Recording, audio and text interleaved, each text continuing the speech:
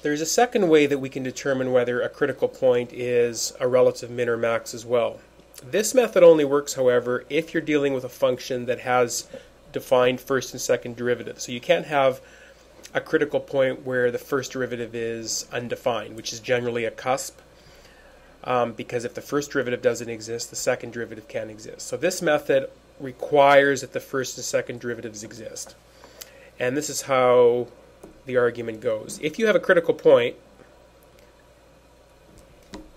derivative equaling 0, and you are on a concave down part of the graph, then your critical point must be a relative max.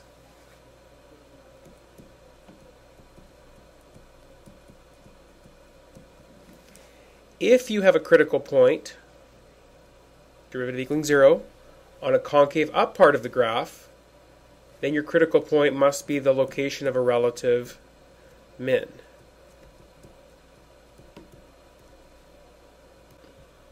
This is what we call the second derivative test. If you have a location where the derivative is 0, and at that point you are on a concave up part of the graph, which means that the second derivative at that point is positive, then your location x equals a must be the location of a relative min.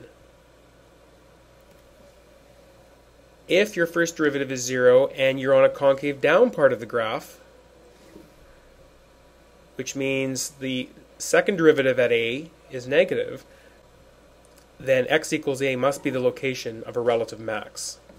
Okay, so let's do the same question that we did previously, but this time using the second derivative test. We want to find the location and the value of all relative extremas. Alright, so first of all we need, once again, the critical points.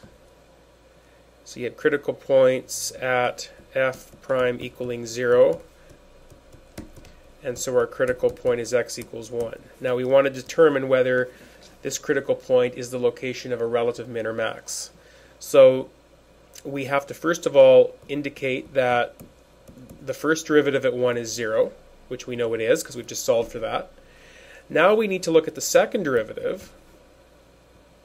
Now the second derivative is 2. Now the second derivative, therefore, at my critical point is also 2. And so since my second derivative is positive, since the first derivative was 0, and the second derivative at 1 was positive, therefore x equals 1 by the second derivative test is, right there, is the location of a relative min. And the value of the relative min is f of 1, which we previously calculated to be positive 3.